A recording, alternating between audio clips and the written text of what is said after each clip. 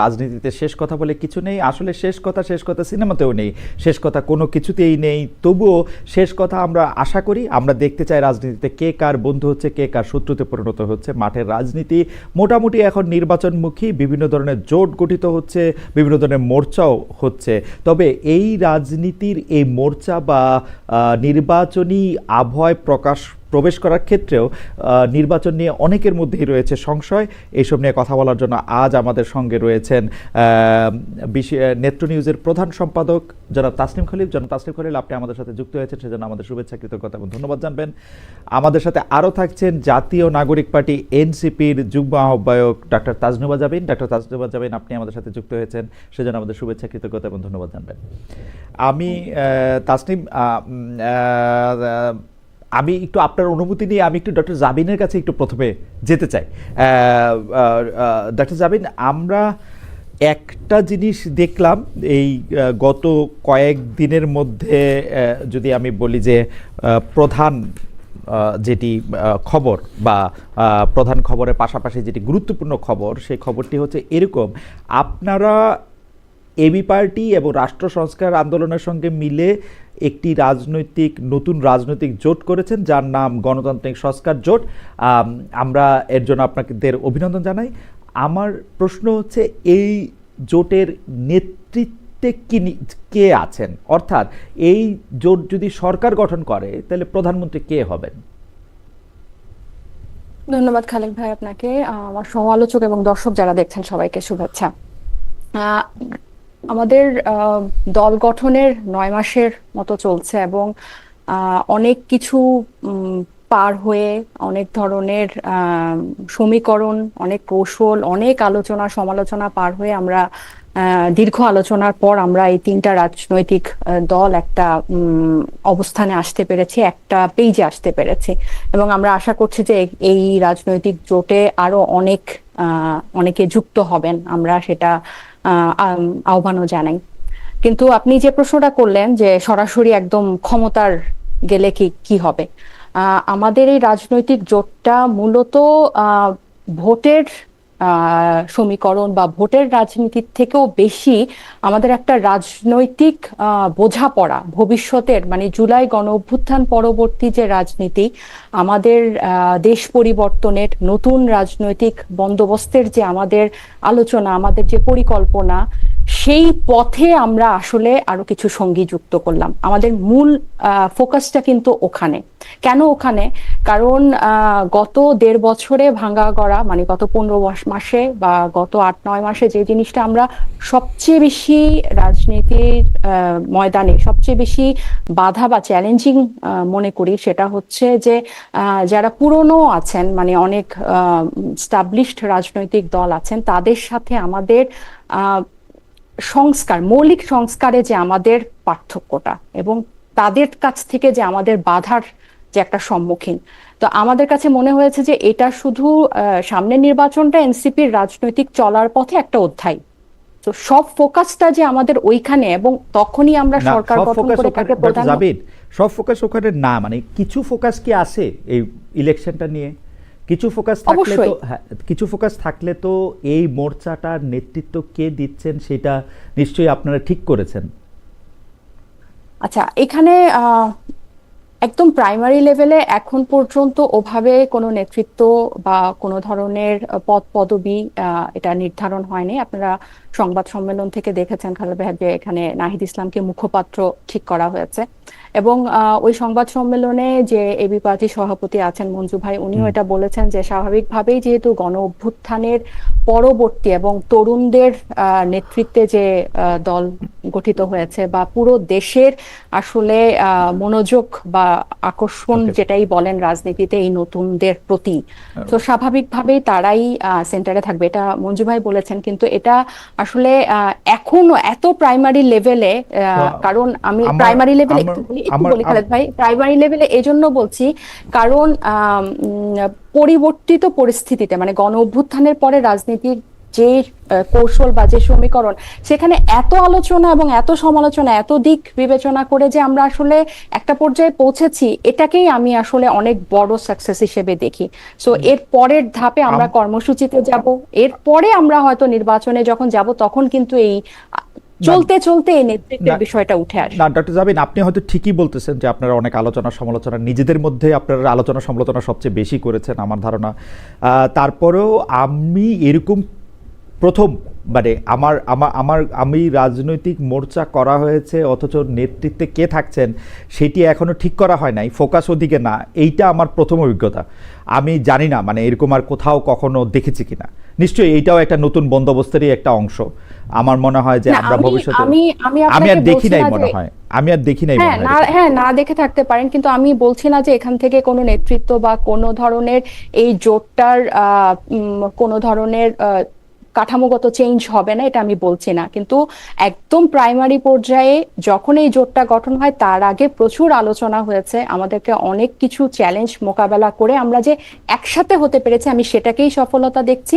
এবং এইটার পরবর্তীতে ফোকাসটা ওইখানে যায় কিনা এটা কিন্তু আমাদের একসাথে পথ চলার উপরেই নির্ভর করবে। ওকে, আপনার চ্যালেঞ্জটা ওভারকাম করে আপনারা একসাথে হতে পেরেছেন, সেটাকে আপনারা একটা বড় জায়গা মনে করতেছেন। আমি শুধু একটু জানতে চেয়ে রাখি, আপনারা যখন এনসিপি গঠন করেছিলেন তখন থেকে শুরু করে আজকে পর্যন্ত আপনারা এরকম একটা জোট করবেন যার একজন বামপন্থী বলে পরিচিত, আরেকজন খুব ডানপন্থী যাদের নেতারা আগে জামাত করতেন, এরকম দুইটা দলের সাথে জোট করবেন, নির্বাচনী জোট, এইটা আপনাদের ভাবনাই ছিল কিনা, বা যখন আপনারা সে জোটটা করলেন তখন সেটাকে আপনারা একটা খুব সফলতা মনে করতেছেন কিনা? আমি আসছি আপনার কাছে প্রশ্নটা করে রাখলাম।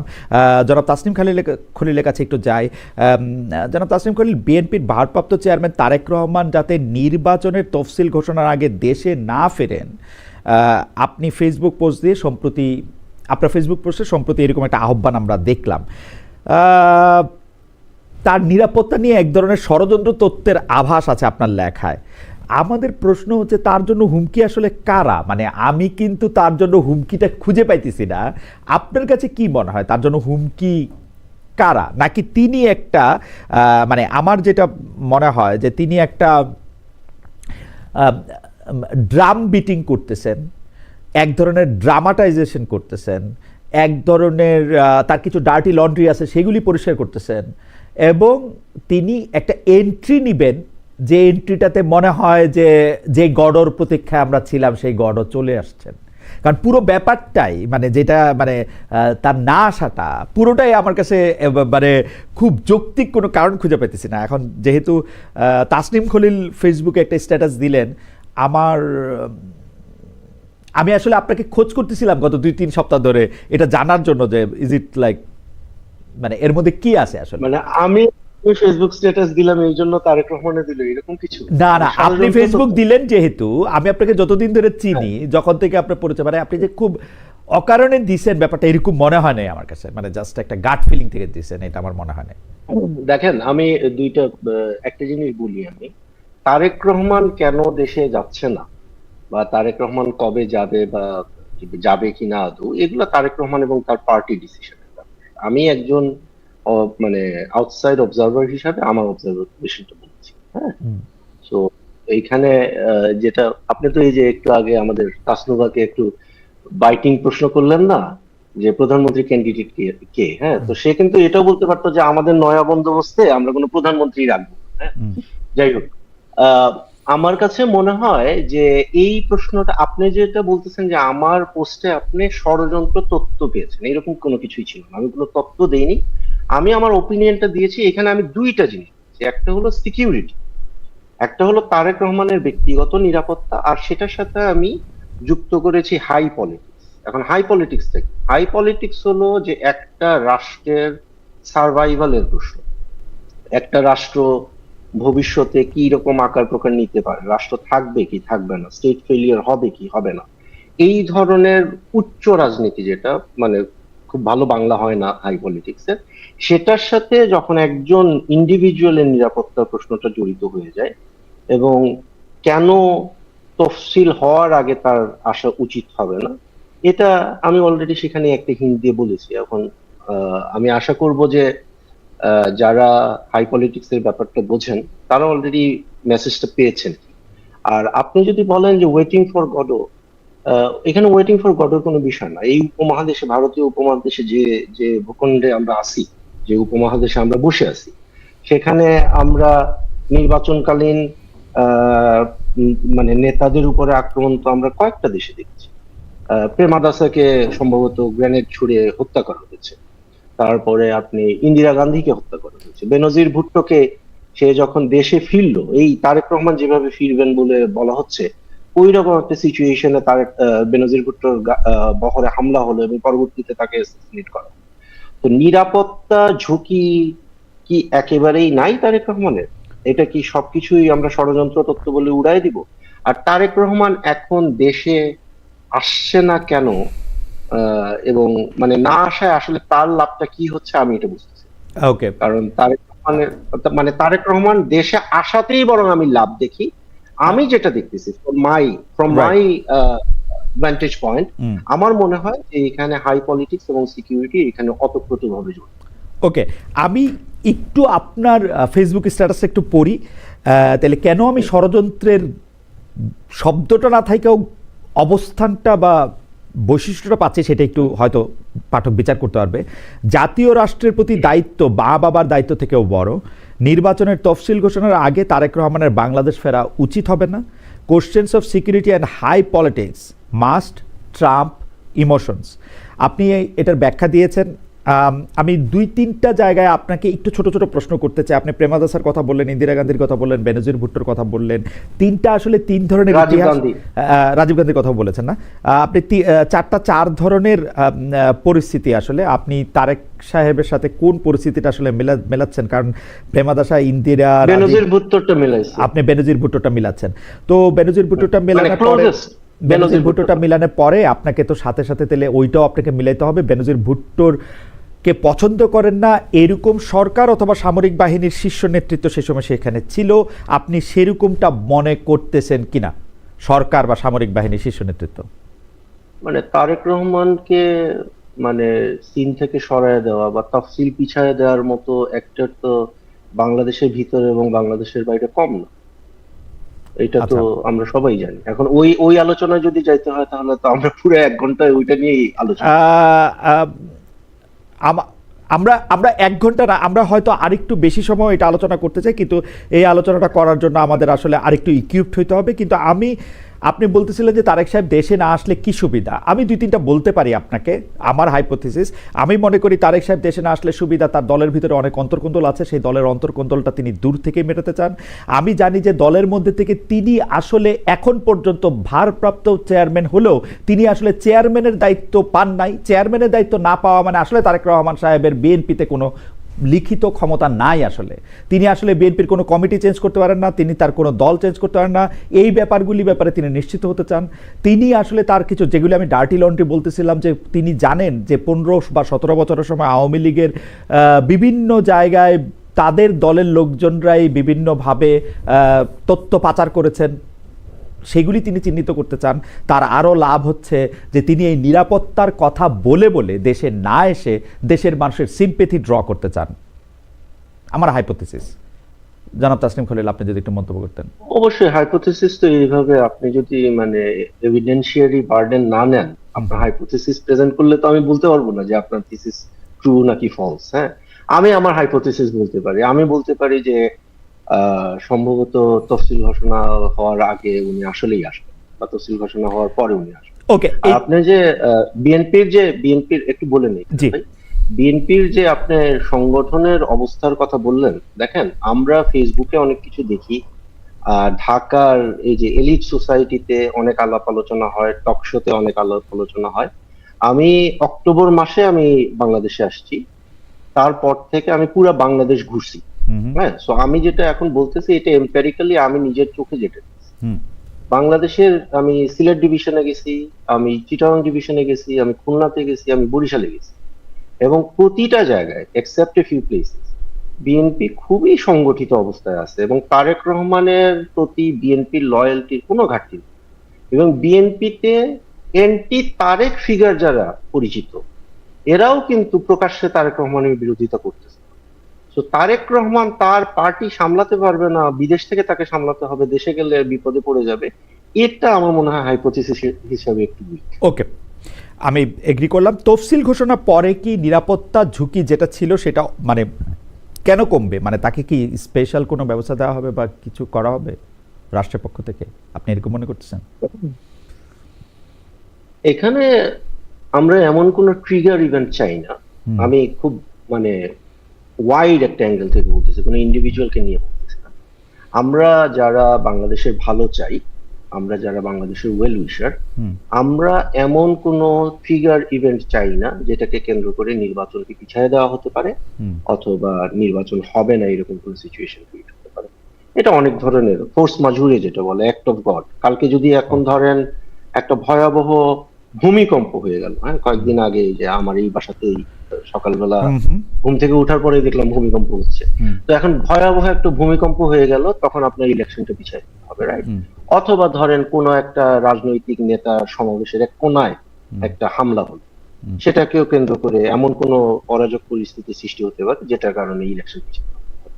তো এই জন্য সব দিক বিচার করে আমরা এমন কোনো ট্রিগার ইভেন্ট চাচ্ছি না যেটার কারণে ইলেকশনের তফসিলটা পিছিয়ে দিতে হয় বা নির্বাচনটাকে এই- সাসপেন্ড করে রাখা। এই পর্যায়ে শেষ প্রশ্ন, এই কোন একটা রাজনৈতিক দলের কোনা দিয়ে একটা ছোট জিনিস বা কোনো একটা রাজনৈতিক নেতা উপর আক্রমণ, সেটা জামাত বা এনসিপির উপরে হইলে হবে না, এটা তারেক রহমানের উপরেই হইতে হবে যদি কেউ পিছিয়ে না চায়। কেন, আমাদের জামাতের আমির সাহেবের সমাবেশেও হতে পারে, আমাদের তাসলিমা জাবিন এখানে আছেন, ওনার সমাবেশেও হতে পারে, আমরা এটা অবশ্যই চাই। আমরা আমরা অন্তর্বর্তীকালীন সরকারকে উনাদেরও সুযোগ আহ্বান থাকলে করব যেন সকলের নিরাপত্তা নিশ্চিত করা হয়। উনাদের সুযোগ থাকলে উনাদেরও বিদেশ থাকা উচিত এখন। ওনারা কি বিদেশ থাকবেন কিনা, হুম। আপনার কি মনে হয় সেটা? আমার মানে আমি জানতে চাইতেছি আপনার কাছে যে উনাদের সুযোগ থাকলে উনারাও কি তফসিলের আগ পর্যন্ত বিদেশ থাকা উচিত কিনা? না, তাই এটা তো তাদের ডিসিশন। তাদের কাছে যদি Okay. মনে হয় যে তফসিলের আগে তারা বিদেশে থাকবেন, তফসিলের পরে তারা বিদেশ থেকে ফিরবেন, এটা তো তাদের ডিসিশন। ওকে। এটা তো শফিকুর রহমান সাহেব তো নিয়মিত লন্ডন যাচ্ছেন, উনি কেন যাচ্ছেন সেটাও তার একটা হয়তো উনার কিছু অ্যাসেসমেন্ট আছে, তাই না? ওকে, তাসলিম খলিল, আপনাকে ধন্যবাদ। আমি একটু ডক্টর জাবিনের কাছে যাওয়ার আগে আমি একটু দর্শকদের মতামত পড়ি। নাইম খান সাহেব, উনি C7J, উনি আমাকে বলেছেন যে তারেক রহমান নিয়ে আপনার এত চুলকানি কেন খালেদ? আরেকজন বলছেন খালেদা জিয়া ভালো, কিন্তু তার দল ভালো না, জামাত এটা বলে, কিন্তু আমার প্রশ্ন খালেদা আর বিএনপি কি আলাদা? হয়। আমি একটু ডক্টর জাবিনের কাছে আসি। ডক্টর জাবিন, প্রথম যখন এনসিপি গঠিত হয়েছিল তখন এনসিপি নিজেদেরকে যেরকম একটি দল হিসেবে দাবি করেছিল বা আত্মপ্রকাশ করেছিল, এখন আপনারা এই পথ পাড়ি দিয়ে এসে যেটাকে আপনি চ্যালেঞ্জ বলছেন, আমি ভিতরে বাহিরে নানা ধরনের চ্যালেঞ্জে দেখছি। আপনাদের দলের একজন নেতা তিনি এরকম বলছেন, বাইরের বিএনপি আর জামাতকে কি করে সামলাবো, আমরা তো আব্দুল কাদেরকেই সামলাতে পারছি না। আমি বিএনপি এনসিপির একজন প্রার্থীর কথা বলছি, যে তিনি এরকম কথা বলছেন যে এই চ্যালেঞ্জটার পরে আপনারা এখন যে জোটটা গঠন করেছেন এবি পার্টির সাথে এবং রাষ্ট্র সংস্কার আন্দোলনের সাথে, এতে আপনারা আপনাদেরকে সফল মনে করেন কিনা? মানে আপনারা এই চ্যালেঞ্জটা অতিক্রম করেছেন, একটা ভালো জায়গায় এসেছেন, এরকম মনে করেন কিনা? হ্যাঁ, এটা আমি তো যখন লাস্টবার বলছিলাম, এটা অবশ্যই এটা একটা বিরাট সাফল্য। এই কারণে আপনি বলছিলেন না যে ডান ঘরানার বাম ঘরানার সাথে জোট করার কোনো পরিকল্পনা ছিল কিনা, বা আমরা যখন দল শুরু করি, আপনি দেখেন আমরা যখন দল গঠনের পরে আমাদের বিশেষ করে মৌলিক সংস্কার প্রশ্নে যখন ঐক্যমত্য কমিশনে ডিবেটগুলো হচ্ছিল, আমরা যখন আলোচনা সমালোচনাগুলো চলছিল, তখন কিন্তু আমরা দেখলাম যে আমরা যারা যারা কাছাকাছি আছি, এবং তখন যে পরিমাণ ডিবেট করে আমরা শেষ পর্যন্ত জুলাই সনদকে গণভোট পর্যন্ত নিয়েছি, এবং এই পুরো প্রক্রিয়ার মধ্যে এই তিনটা দল কিন্তু আমরা কাছাকাছি ছিলাম। সো এই তিনটা দলের হয়তো আমি যেটা গত পরশুদিনও এক জায়গায় বলছিলাম যে সাংগঠনিক শক্তি হয়তো অতটা বেশি না, ভোটের মাঠে হয়তো দুর্বল, কিন্তু এই তিনটা দল কিন্তু সংস্কারপন্থী, এবং এটা শুধু সামনের 26-এর নির্বাচন পর্যন্ত না। আমি আপনাকে একটা একটা ছোট্ট উদাহরণ দেই। আজকেই দুর্নীতি বিরোধী দিবসে তারেক রহমান সাহেব কিছু দুর্নীতির বিরুদ্ধে যুদ্ধে ওনাদের কিছু পরিকল্পনার কথা বলেছেন। তার মধ্যে প্রথমটা হচ্ছে স্বাধীন সাংবিধানিক প্রতিষ্ঠান, যেখানে দুদক আর নির্বাচন কমিশনের কথা উল্লেখ করেছেন। ওনারা কিন্তু সংস্কার প্রস্তাবে দুদকের প্রধান যে একজন নিরপেক্ষ বডি নিয়োগ দিবে সরকারের নির্বাহী ক্ষমতার বাইরে গিয়ে, সেটাতে কিন্তু ওনারা রাজি হয় নাই। ওনারা এই পরিকল্পনার মধ্যে উনি পুলিশের সংস্কারের কথা বলেছেন, অথচ পুলিশ অধ্যাদেশ যেটা অনুমোদন হয়েছে বা খসড়া, সেটাতে ওনাদের আপত্তি ছিল। ওনারা চিঠি দিয়ে, বিবৃতি দিয়ে সেটাতে বাধা দিয়েছেন। সো এই যে অঙ্গীকার ভঙ্গের যে একটা সংস্কৃতি বাংলাদেশের অতীত থেকে আছে, রাজনীতিতে আছে, এটা মোকাবেলা করার জন্য ২৬-এর পরবর্তী নির্বাচনেও কিন্তু আমাদের একটা জোরালো ভয়েস লাগবে, আমাদের একটা জোরালো জোট লাগবে। তো এই তিনটা দল কিন্তু আমার কাছে মনে হয় যে এসব প্রশ্নে অনেক জোরালো ভূমিকা রাখতে পারবে। ডক্টর জাবিন, আপনি আদর্শগত মিলে কথা বলছেন এই তিনটা দলের, মানে আমি এনসিপির কথা জানি না, কারণ এনসিপির প্রশ্ন করে কোনো জবাব পাই না। আদর্শগত মিল এবি পার্টি আর রাষ্ট্র সংস্কার আন্দোলনের মধ্যে আছে বলছেন না?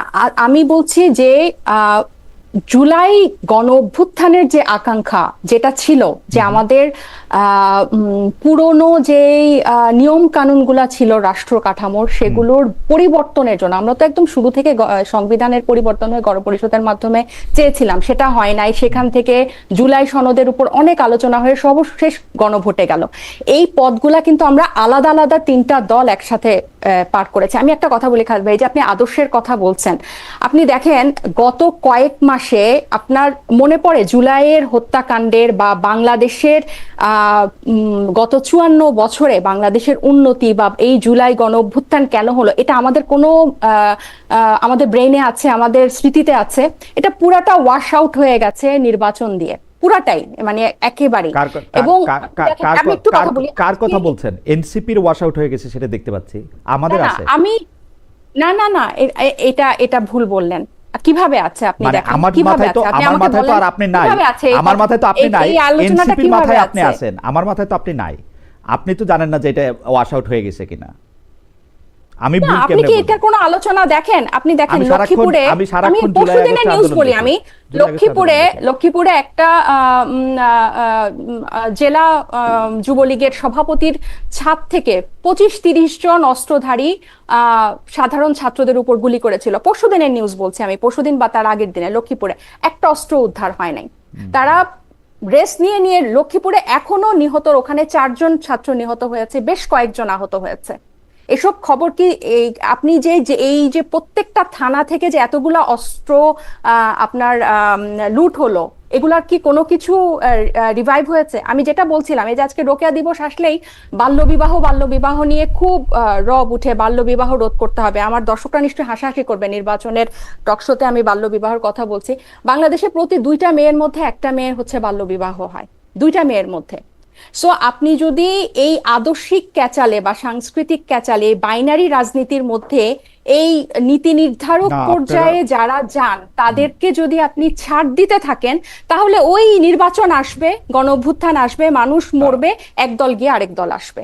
তারা নির্বাচনের আগে নির্বাচনী ইশতেহার দিবে, নির্বাচনী প্রতিশ্রুতি, দুর্নীতি যুদ্ধের বিরুদ্ধে অনেক পরিকল্পনা ঘোষণা করবে, কিন্তু পরবর্তীতে গিয়ে সেগুলার আর কোনো বাস্তবায়ন হবে না। তো এইবার যাতে এগুলোর বাস্তবায়নটার পাহারাদার হিসেবে, আমরা তো বলেছি, এবং এই সংস্কার প্রক্রিয়াটা যাতে জোরদার থাকে, সেজন্য আমি বলি যে এই জোটটা খুবই গুরুত্বপূর্ণ। এখানে আপনি বারবার এনসিপির আদর্শিক কথাটা বলেন, আপনি মানে এই ডান বামের বাইরে গিয়ে আপনি ভুলে যান, আপনি ধরতে পারছেন না এনসিপির আদর্শকে। আমরা বারবার বলার পরও আপনি ধরতে পারছেন না এনসিপির আদর্শকে। বারবার বলেছেন নাকি?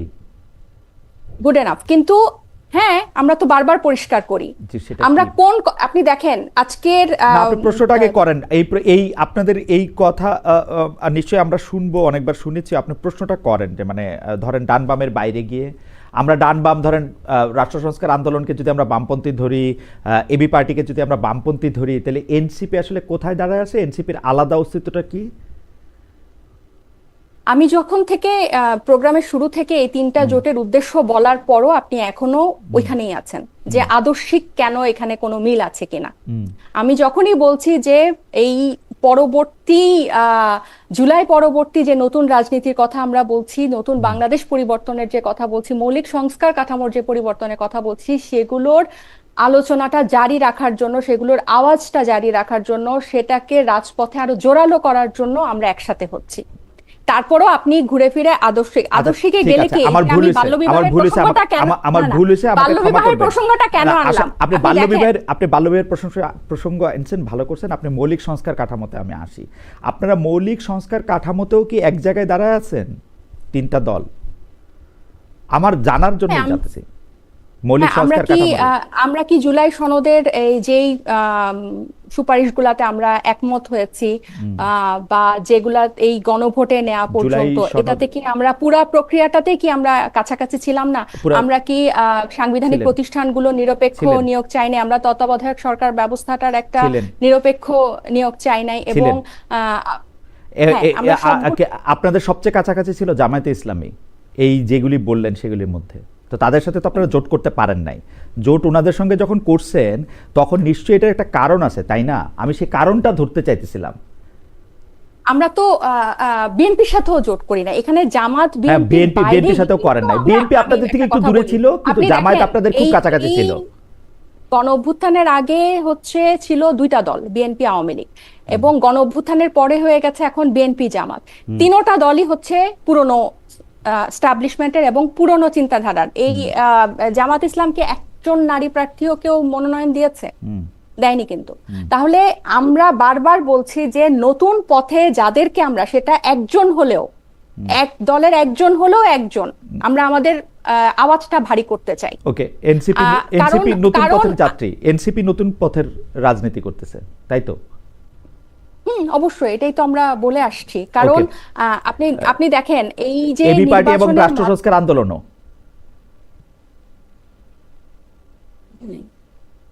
এবি পার্টির রাষ্ট্র সংস্কার আন্দোলনও নতুন বন্দোবস্তের রাজনীতিই করতেছে না। তারা তো তাদের মতো করে নিজস্ব তিনটা রাজনৈতিক দল ছিল, কিন্তু আমরা এখন জোট হয়েছি কোন উদ্দেশ্যে, কিসের উদ্দেশ্যে? আমি উদ্দেশ্যটাই আপনাকে বারবার পরিষ্কার করার চেষ্টা করছি, উদ্দেশ্যটাই বলার চেষ্টা করছি যে আমরা এই ধরনের। উদ্দেশ্যটা তো আপনি শব্দ বলতেছেন, সংজ্ঞায়ন করতেছেন না। আপনার কাছে মৌলিক সংস্কার আর এবি পার্টির কাছে মৌলিক সংস্কার কি এক? কেন? এই যে আমরা যেই রাষ্ট্র কাঠামোর যে সংস্কারগুলোর আমরা কথা বলেছি, এগুলা কি আপনার কাছে এক মনে হয় না? আমার কাছে তো জামায়াতে ইসলামীকে যেই সব কথা আপনারা বলেছেন, জামায়াতে ইসলামীর সাথে আপনারা আরো অনেক বেশি এক ছিলেন। পুরোটা সময় আমি এটা দেখেছি। আপনারা ওদের সাথে করেন নাই, কিন্তু এবি পার্টি এবং রাষ্ট্র সংস্কার আন্দোলনের সাথে করছেন। এটার তো কোনো একটা যুক্তি বুদ্ধি থাকতে হবে তো, তাই না ডক্টর জাবিন? কারণ এই দুটা দলের সাথে আমাদের বেশি বোঝাপড়া মিলেছে। কেন আমরা পুরনো? কারণ এই তিনটা দলই কিন্তু নতুন, মানে নতুন রাজনৈতিক দল। আমি কেন পুরনো? আপনি দেখেন আজকে যে 18-20 কোটি মানুষের দেশে 1300 মানুষের উপর জরিপ নিয়ে যে পাতায় পাতায় প্রকাশিত হয়, আপনি জরিপটাকে মোটা দাগে যদি দেখেন, দেখবেন যে মানে নতুনরা অজনপ্রিয়, নতুনরা ব্যর্থ, এরকম একটা পিকচারই এখানে আসছে, এবং পুরনোরা এখনো জনপ্রিয়, পুরনোরাই ক্ষমতায় যাবে, এরকম একটা জিনিস পোট্রে করারই থাকে।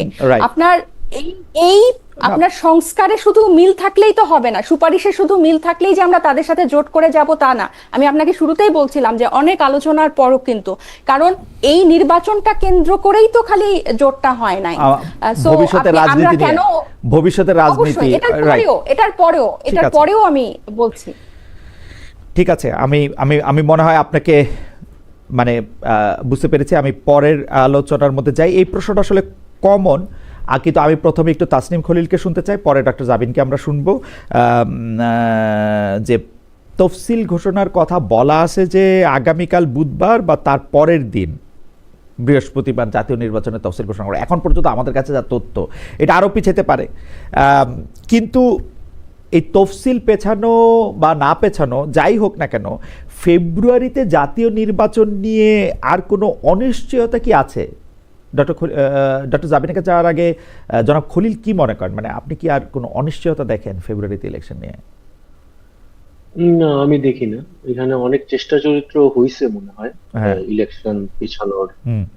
আমরা তো একবার দেখলাম যে গভর্নমেন্ট জুন মাসের পরে ইলেকশন দিতে চেয়েছিল, বাট পরে সেখান থেকে সরে এসে তারা ফেব্রুয়ারিতে ইলেকশন করবে এরকম একটা ঘোষণা দিল। হুম। তফসিল কালকেই হয়ে যাওয়ার কথা আমরা যতদূর শুনতেছি, বা এর হুম। পরের দিন হবে। এর পরে আমার মনে হয় একবার তফসিল ঘোষণা হয়ে গেলে হুম। এই এন্টায়ার সিস্টেম, আপনি তো অ্যাডমিনিস্ট্রেশনের ছিলেন, আপনি হুম। জানেন যে নির্বাচনকালীন সময়ে রাষ্ট্র পুরোপুরি মানে অন্য একটা ট্রেনে উঠে যায়, না অন্য একটা লাইনে উঠে যায় ট্রেন। তো এরপর থেকে বাংলাদেশ একটা নির্বাচনী ট্রেনের মধ্যেই থাকবে, যেটা আবার ইউনূস সাহেবের একেবারে প্রথম থেকে এটা ওনার অন্যতম ওয়াদা ছিল জাতির কাছে, যে উনি একটা গ্রহণযোগ্য ভালো নির্বাচন করবেন। এবং কালকে বা পরশু তফসিল ঘোষণা যদি করে ফেলে নির্বাচন কমিশন, আমার মনে হয় যে এটা ওই ওয়াদার আহ, একটা একটা দিকে একটা পদক্ষেপ হবে, পজিটিভ একটা পদক্ষেপ। ওকে, তফসিল ঘোষণা তো হয়ে যাবে। আপনি বলছেন কালকে বা পরশু হলে হবে, নির্বাচনে অনিশ্চিত আপনি দেখতেছেন না। মিডিয়ার রোলটা আপনি কীরকম দেখতেছেন? স্পেসিফিক আমি একটা ঘটনার কথা উল্লেখ করি। সেই ঘটনাটা হচ্ছে যে আমরা দেখলাম একটা টেলিভিশনের একজন অ্যাঙ্কার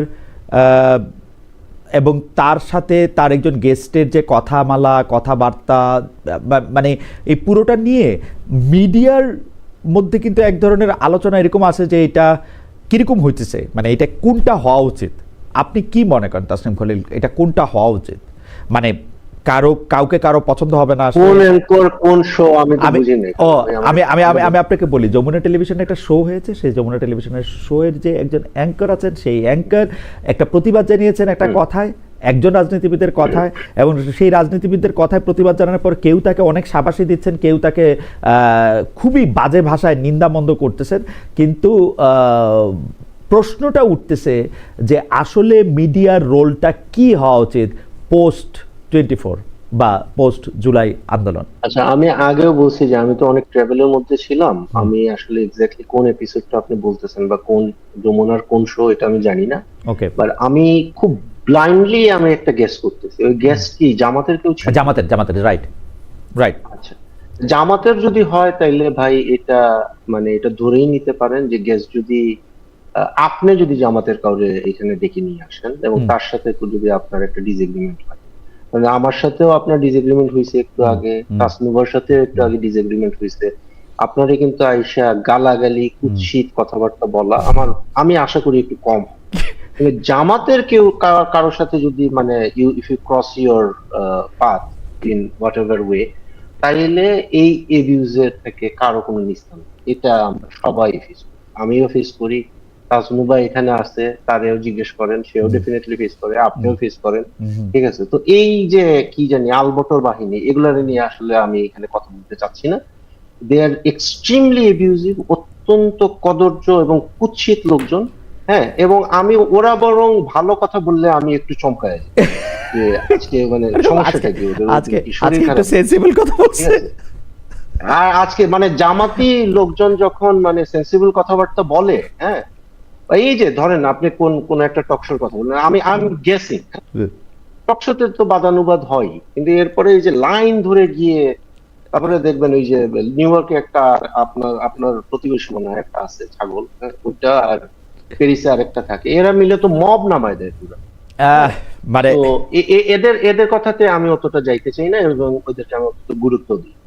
আচ্ছা, এই পর্বে আমি ডক্টর জাবিনের কাছে আসার আগে একটা শেষ প্রশ্ন। আমরা কিন্তু ডক্টর জাবিনদের যে এখন জোট সঙ্গী, সে এবি পার্টির সাধারণ সম্পাদককে এক ধরনের প্রতিবাদের বা মবের শিকার হতে আমরা দেখলাম। যদি ও তাকে ভুয়া বলা বা তাকে গায়ে হাত না দিলেও তাকে অনেক গালাগালি করা,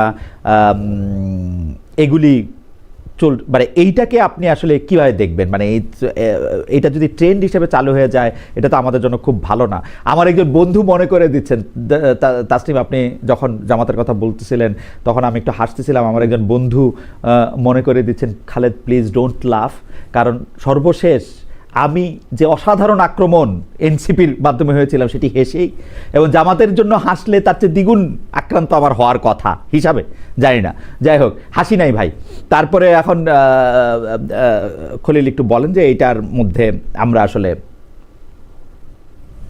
না, ফুয়াদ মানে সাহেবকে যে ইয়ে করা হয়েছে ওইটা জি, আমি বরিশালে। আমি পুরো কন্টেক্সট আসলে জানি না, আমি জাস্ট একটা পার্ট অফ দ্য ভিডিও আমি দেখছি। ডেফিনেটলি ওইখানে ওনাকে যেভাবে আহ, দেখলাম যে রীতিমতো মানে সরায় নিয়ে যাওয়া হচ্ছে, হুম ডেফিনেটলি ওইখানে হুম ওনার উপরে কোনো থ্রেট ছিল হুম। বা এই ধরনের কিছু একটা ছিল। তো এটা আমার আসলে, আমি আশা করব যে নির্বাচনী প্রচারণা কালে যদি কোনো প্রার্থী বা পার্টির লোকজন যদি কোথাও যান, এটা প্রশাসনের দায়িত্ব, সে যে পার্টির হোক, হুম হুম। এনসিপি হোক, জামাত হোক, বিএনপি হোক, সিপিবি হোক, গণসংহতি আন্দোলন হোক, প্রত্যেকের নিরাপত্তা নিশ্চিত করার দায়িত্ব স্থানীয় প্রশাসনের, পুলিশ প্রশাসন। এবং এইখানে যে নির্বাচনের তফসিল ঘোষণা করার আগেই যে এই ধরনের একটা ঘটনা ঘটলো, এটা অবশ্যই উদ্বেগের একটা একটা একটা কারণ। ওকে, আমি একটু ডক্টর জাবিনের কাছে যাই। আমাদের একজন দর্শক, তোনার নাম মিজানুর রহমান মিঠুন।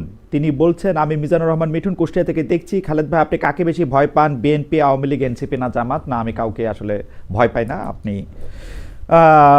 আমি একটু ডক্টর জাবিনের কাছে যাই। ডক্টর জাবিন, যে তিনটি প্রশ্ন আসলে আমি জনাব তাসনিম খলিলকে করেছিলাম, সেই তাসনিম খলিলের প্রশ্নটা আবার আপনাকে আবার একটু বলি, কারণ একটু মনে করে দিই। সেটা হচ্ছে যে বুধবার বা বৃহস্পতিবার যদি জাতীয় নির্বাচনের তফসিল ঘোষণা করা হয়, ফেব্রুয়ারিতে জাতীয় নির্বাচন নিয়ে আর কোনো সংশয় আপনার থাকছে কিনা? সন্দেহ বা কোনো কিছু থাকবে? তফসিল ঘোষণা এমনিতেই পুরো দেশ এখন সব রাজনৈতিক দল এখন নির্বাচনমুখী, এবং কালকে পরশু তফসিল ঘোষণা হলে সেটা আরো বেশি আম, মানে একদম স্পষ্ট হয়ে যাবে, বা পুরো ওই পুরো দমে নির্বাচনের প্রস্তুতি নিবে সব দল। ওকে, মিডিয়া আহ, আপনি মিডিয়ার কথা আসছিলাম হ্যাঁ, না, আপনি মিডিয়ার কি কথা মানে আমি আমি কি একটা প্রশ্নটা করব যে মানে উপস্থাপক, এবং আপনি জানেন যে একজন রাজনৈতিক ওই প্রোগ্রামেই হচ্ছে আমি পরের আমি জাস্ট একটা হ্যাঁ অভিজ্ঞতা আর কি, জাস্ট এটা হ্যাঁ মানে আপনাদের সাথে শেয়ার করা। পরের দিনই আমি ওই শোতে গিয়েছিলাম। হুম হুম তো শো শেষ করে বাসায় আসার পর আমার ইউটিউবের নিচে একটা কমেন্ট চোখে পড়লো, যে আমি আর উপস্থাপিকা কথা বলছিলাম ওরকম একটা লিংকের নিচে, যে দুজনেরই চরিত্রে দাগ আছে। তো এটা হচ্ছে ওই যে খলিল ভাই যেটা বললো, মানে কারো বিরুদ্ধে গেলেই হচ্ছে খুব একটা সংঘবদ্ধ, মানে এখনো হয়তো শুরু ও, হয়ে যাবে। ফিমেল যদি হয় তাহলে তো আর হয়েছে কোনো মানে কথাই এরপর নেই। যদি, হ্যাঁ, আচ্ছা আমরা এটা, দুজনেই আম ছিলাম। সরি, এটা কি নিকোলের শো এর কথা হচ্ছে? যে রাইট রাইট আমি রাইট কিন্তু আমি জানি না। রাইট। আচ্ছা, ও তাহলে হবে, আচ্ছা ওকে, এখন আমি বুঝতে পারছি। ওকে, মানে তাহলে তো মানে, ইনফ্যাক্ট এখনো নিশ্চয়ই হচ্ছে, মানে হ্যাঁ এটা হচ্ছে। হ্যাঁ, আমি হ্যাঁ, আমি আসলে এটাতে এখন হাসছি, কিন্তু এটা খুবই অ্যালার্মিং একটা বিষয়, এবং খুবই খুবই অ্যালার্মিং। এবং খুবই ট্রমাটিক, কিন্তু আপনি মানে আপনি এবং এটা শিকার ট্রমাটিক হলে না, আমি চিন্তা করছি যে প্রার্থী তালিকা আসার পর যখন এই ক্যাম্পেইনে যাব, নির্বাচনের ময়দানে মেয়েরা যাবে, তখন কি অবস্থা হবে, তখন প্রতিপক্ষের থেকে কি ধরনের এই আশা করব। মানে আপনি দেখেন, আপনি কারো উপর মানবাধিকারের পক্ষে কথা বলছেন, আপনাকে ইসলাম বিদ্বেষী ট্যাগ দিচ্ছে। আপনি কোনো রাজনৈতিক দলের রাজনৈতিক সমালোচনা করছেন, আপনার চরিত্র নিয়ে কথা বলছে, চরিত্রকে টুকরা টুকরা করে বিরানি মানে আমি তো এইভাবেই বলি, বিরানি করে খাচ্ছে। সো এটা খুবই অ্যালার্মিং। এবং আমার অনেক বন্ধু বান্ধব আছে, খালেদ ভাই আপনারও নিশ্চয়ই প্রশাসনে অনেক পরিচিত আছে, আমি কিন্তু আমার ফ্রেন্ডের থেকে শুনি যে এগুলো কিন্তু আইসিটিতে, মানে যে ডিপার্টমেন্ট, এটা কিন্তু কন্ট্রোল করা সম্ভব, এই সাইবার বুলিংটা কন্ট্রোল করা সম্ভব। এই ধরনের মানে মানে অবিশ্বাস্য রকমের এই কমেন্ট গুলা, হাজার হাজার কমেন্ট এট এ টাইম, এক একটা অ্যাকাউন্ট থেকে 10-20টা করে একই ধরনের কুৎসিত মানে কমেন্ট, এগুলো কিন্তু মনিটর করা সম্ভব, এই অ্যাকাউন্টগুলোর বিরুদ্ধে কিন্তু ব্যবস্থা নেওয়া সম্ভব। কিন্তু কোনো এক অজানা কারণে এটা একটা মহামারীতে রূপ নিয়েছে গত 8 মাসে। এবং আমি এটাকে অ্যালার্মিং বলছি এই কারণে, দুইটা কারণে। একটা হচ্ছে আমরা যদি মেয়েরা নির্বাচনে অংশ নেই, তখন এই নেক্সট 3 মাস 2 মাস আমরা কিভাবে পার করব, এক। দুই হচ্ছে কিভাবে এটা মত প্রকাশ করব। এই যে আমি তো তারও মানে তাদের রাজনৈতিক সমালোচনা করছি, আমি ডক্টর জাবিন, আমি মেয়েদের ব্যাপারটা যদি একটু আলাদা করে রাখি, কারণ এটা আমার জন্য, আমি আসলে তাসনিম যতটা বিরক্তি নিয়ে বলছেন না যাই নাই, আমারও ততটা বিরক্তিই লাগে আসলে কোনো একটা মানুষকে তার প্রতিপক্ষ হোক বা তার বিরুদ্ধ মত হোক, তাকে আসলে মানে ব্যক্তিগত পর্যায়ে আক্রমণ করা, এবং মেয়ে হইলে সেটা বেশি করা। কিন্তু আমি একটা জিনিস শুধু জানতে চাই ডক্টর জাবিন, আপনার কাছে কি মনে হয় না যে বাংলাদেশে এই ট্যাগিং, এই সংঘবদ্ধ আক্রমণ, এইটা আওয়ামী লীগের পরে এনসিপি সবচেয়ে বেশি করছে, মানে এনসিপির জন্মের আগে এবং পরে? নাকি জামাত ইসলাম বেশি করছে? তাসনিম মাথা নাড়াচ্ছেন, মানে তাইলে হয়তো জামাত ইসলামের চেয়ে একটু কম এনসিপি, আমি জানি না, কিন্তু এনসিপি যে কি পরিমাণ করছে। জি, আপনি মনে হয় ভুল বলছেন। এই ট্যাগিং এর রাজনীতি সবচেয়ে বড় ভিকটিম এনসিপি, তাই সবচেয়ে বড় ভিকটিম। আচ্ছা, আমি আপনাকে কয়টা না, এটা আপনার দাবি। আমি একটু তাসনিমকে শুনি, ট্যাগিং এর রাজনীতির ভিত্তি আপনার আচ্ছা কেন? তাসনুবা, একটু আমি জি। আপনার ডিফেন্সেই কথা বলি, ঠিক জি। আছে? শোনেন, এই ট্যাগিং এবং সাইবার বুলিং এর মানে ক্ষেত্রে আমি একটা কি, মানে যারা আমাকে ফেসবুকে ফলো করে, এভরিওয়ান নোজ, মানে এটা বছরের পর বছর ধরে চলে আসছে।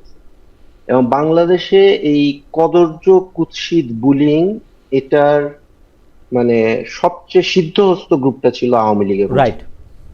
রাইট। এক, এবং ওই সময় থেকে, এখন না, নতুন না, ওই সময় থেকে আমি যেটা ট্রেন্ডটা আমি লক্ষ্য করতাম, সেটা হলো ঠিক মুদ্রার অপর পিঠের মতো এটা ছিল জামাত এবং শিবিরের লোকজন। ওকে, এটা 5ই আগস্টের আগে থেকে। একটা হলো ছাত্রলীগ, আওয়ামী লীগ, মানে লীগ, আর আরেকটা হলো জামাত শিবির। ওকে, এবং 5ই আগস্টের পর থেকে দুই দিক থেকেই কিন্তু এখন আক্রমণ হচ্ছে। আমি আপনার সাথে দ্বিমত করবো, বিকজ আমি কিছুটা তো অন্তত দেখি, মানে অনলাইন বুলিং এর বিষয়টা যদি আমি বলি, আপনি দেখবেন যে এনসিপি বলেন বা বিএনপি বলেন, এদেরকে কিন্তু সবচেয়ে কুৎসিত আক্রমণটা করতেছে দুই দিক থেকে।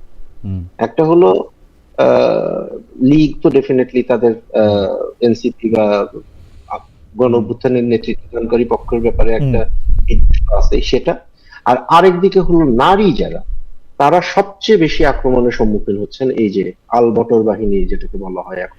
ওকে, আমি আপনার বক্তব্যের সাথে আমি একমত হয়ে আমি একটু এইটাকে ভার্চুয়াল জগৎ থেকে আসল জগতে একটু নিয়ে যাই। তাহলে আমি একটু প্রশ্নটা করি, হচ্ছে যেরকম যে আসল জগতে কি আমরা এটা দেখছি শিক্ষকদের হেনস্থা করা হচ্ছে? আমরা কি এইটা দেখছি যে ঘোষণা দিয়া বিচারকদের চেয়ার থেকে নামায় দেওয়া হয়েছে? আমরা কি এইটা দেখছি যে যে কোনো সময় যে কোনো জায়গায় আমি সমন্বয়ক এই পরিচয় ব্যবহার করা হচ্ছে এবং এই মবটাকেও ডিফেন্ড করা হচ্ছে? এখন যখন আপনার প্রিমাইসটাতে একটা প্রবলেম আছে, ওই যে সময় টেম্পোরাল একটা সমস্যা করতেছেন আপনি। যে সময়কার কথা বলতেছেন সেই সময় তো এনসিপি ছিল, এবং ওই সময়ে যে আপনার যারা ছিল, সমন্বয়ক যারা ছিল, এরা তো এরপরে অনেক ভাগে ভাগ হয়ে গেছে। এই আপ বাংলাদেশ, ডাউন বাংলাদেশ, তারপরে আরো কি কি হয়েছে না, বিভিন্ন পার্টি, ইনকিলাব মঞ্চ, এই মঞ্চ, সেই মঞ্চ, মানে এই সবাই যে ওই সময়কার মব যারা করছে বা ওই সময়কার ট্যাগিং সন্ত্রাস যারা করছে, এরা সবাই যে এনসিপি তে চলে আসছে, এটা তো আমরা প্রমাণ করতে পারবো। এনসিপি না হলো মোটের উপর চরিত্রটা এক। আপনি দেখেন যে দলগুলি আপনি বললেন, সেই দলগুলির একটা দল যে ভাষায় ওইটা না ওইটা ছিঁড়া ফেলবো বলে এবং মানুষকে দেখলে সংঘবদ্ধ আক্রমণ করে, তারা তাদের জোটবদ্ধ দলের একজন প্রার্থী কোথাও গেলে যখন আক্রান্ত হইতেছে, আমরা তারা সাপোর্ট করতেছি না, কিন্তু আমি প্রশ্নটা তো করতেই পারি, এটা শুরুটা আপনারা করছেন কিনা, এইটার দায় আপনারা নিবেন কিনা, যে আমরা আগে যেগুলি করছি সেগুলি ঠিক করি নাই।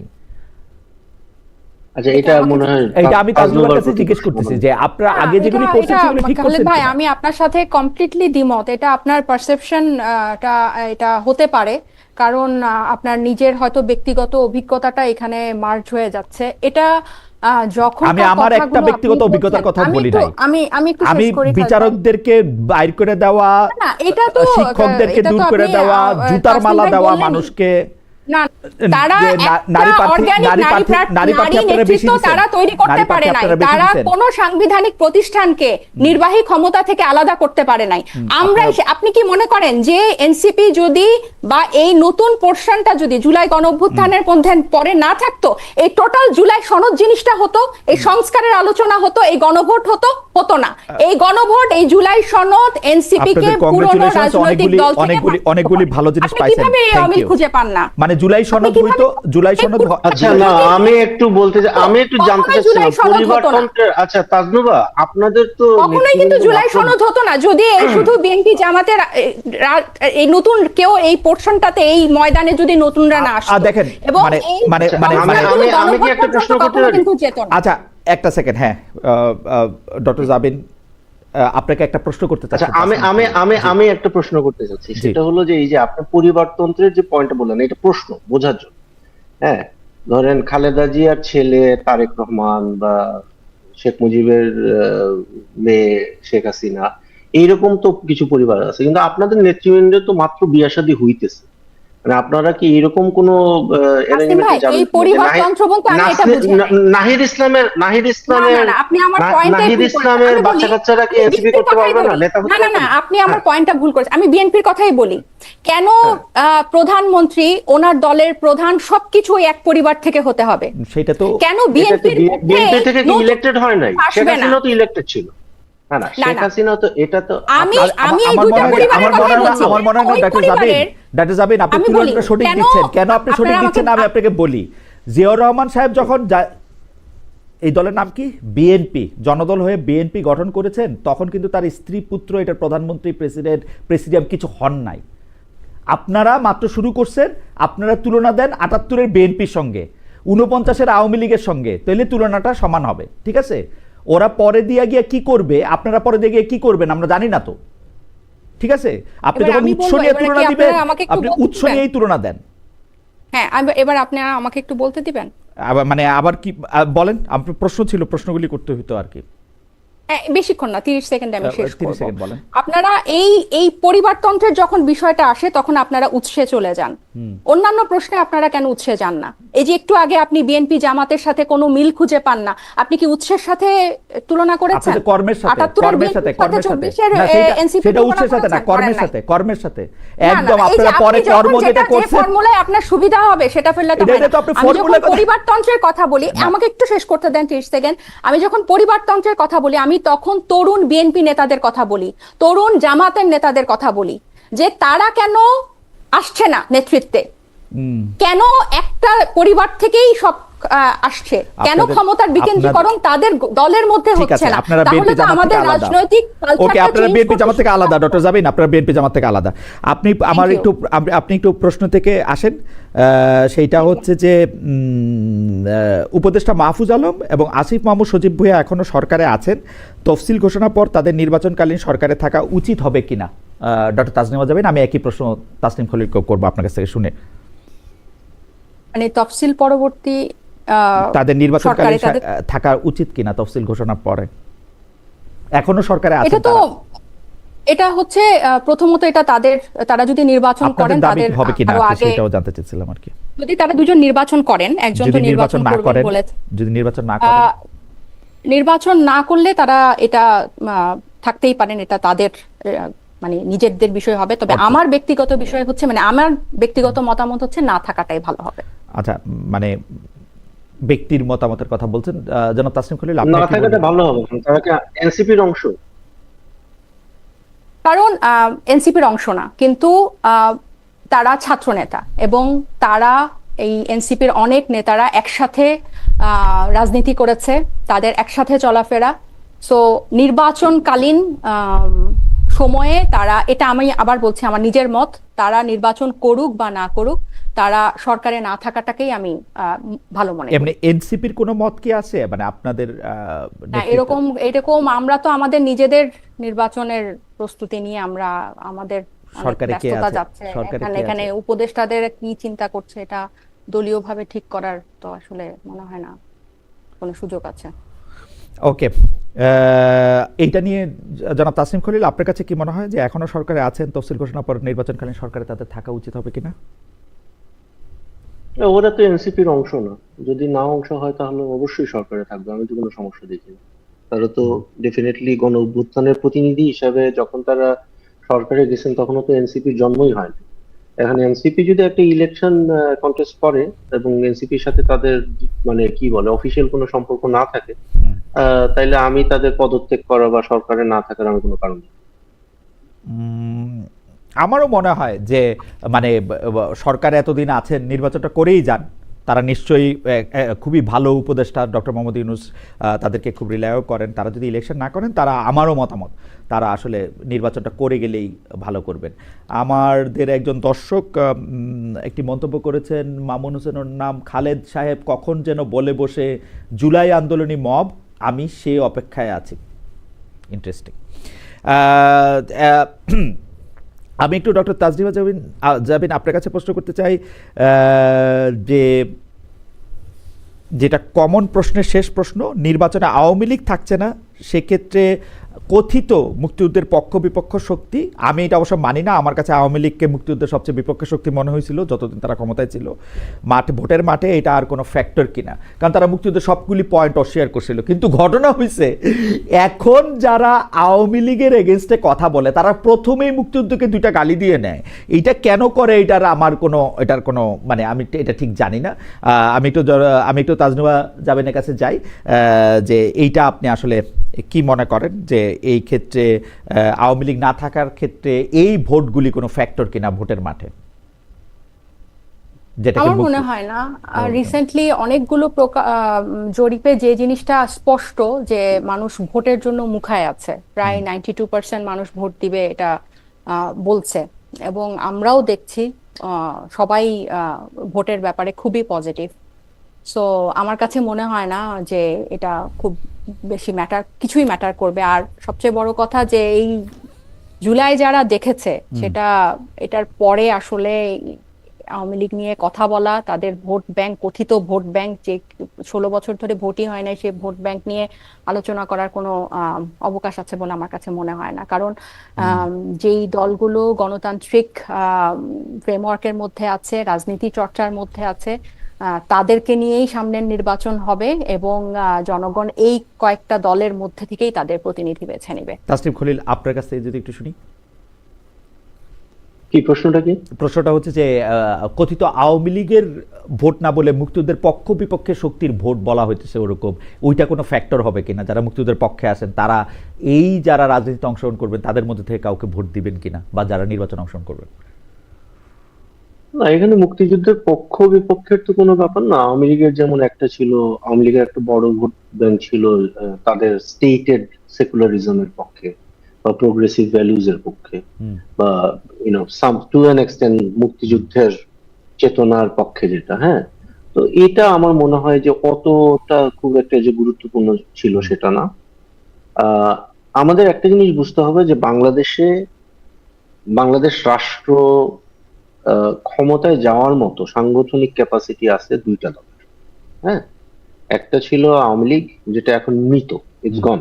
এটা আওয়ামী লীগ কখনো ফেরত আসবে এটা আমি আগেও বলছি। History, Awami League is dead, Awami League is history. আর আরেকটা হলো বিএনপি। হ্যাঁ, তো এখন যে জায়গাটায় আমরা আছি সেটা হচ্ছে যে বিএনপির বিরুদ্ধে একটা বিরোধী দল হয়ে, শক্ত বিরোধী দল হয়ে কে উঠবে, এটাই আমরা আসলে সামনের 2-3টে ইলেকশনে দেখব। এটা এখন একদিকে জামাত ডেফিনেটলি চাচ্ছে প্রধান বিরোধী দল হয়ে উঠতে, এবং আমার কাছে মনে হয় যে এইখানে সবচেয়ে প্রমিজিং অ্যাক্টরটা ছিল এনসিপি, যারা মানে এত কিছু বলার তো আসলে এখানে স্পেসটা নাই, বাট জামাত কখনোই এনসিপি কে ওই জায়গাটায় দেখতে চায় না।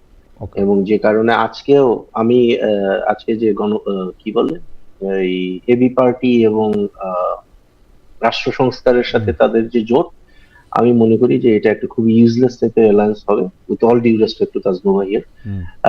আমি মনে করি যে এনসিপির একটা প্রমিস ছিল এবং এই প্রমিসটা এখনো আছে, যে ভোটের রাজনীতি তারা যদি আসলে করতে চায় তাহলে তাদেরকে ওই যে বিএনপির বিরুদ্ধে একটা বিরোধী দল হিসেবে দাঁড়িয়ে নিজেকে একটা অল্টারনেটিভ হিসেবে রেডি করা, এই কাজটা তাদের আগামী ইলেকটোরাল পলিটিক্সে আমার মনে হয় করা উচিত।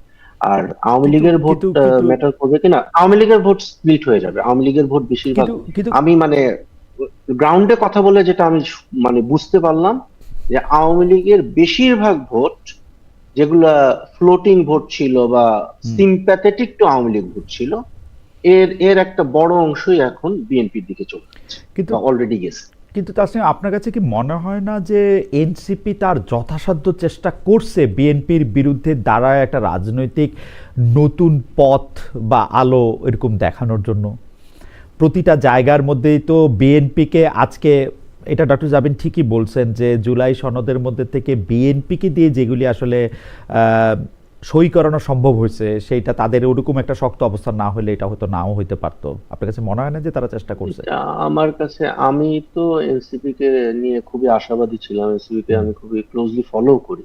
হুম। আমার কাছে মনে হয় যে এনসিপি সকালে কি বলে সেটা বিকালে তার মনে থাকে না, বিকালেই যা মনে নাই সেটা আবার তাদের সন্ধ্যাবেলা মনে পড়ে, এবং রাতের বেলা ডিসিশন চেঞ্জ হয়ে যায়। তো এটা খুবই কি বলে আনপ্রেডিক্টেবল একটা পার্টি এখন পর্যন্ত। তাজনুবা যেটা বললেন না, এই যে এখন একটা জোট হয়েছে 3 দলের, হুম। এটা কি এই 3 দলই থাকবে, নাকি এখান থেকে আরেকজন বাদ পড়বে, নাকি আরো 3 জন এসে ঢুকবে, হুম।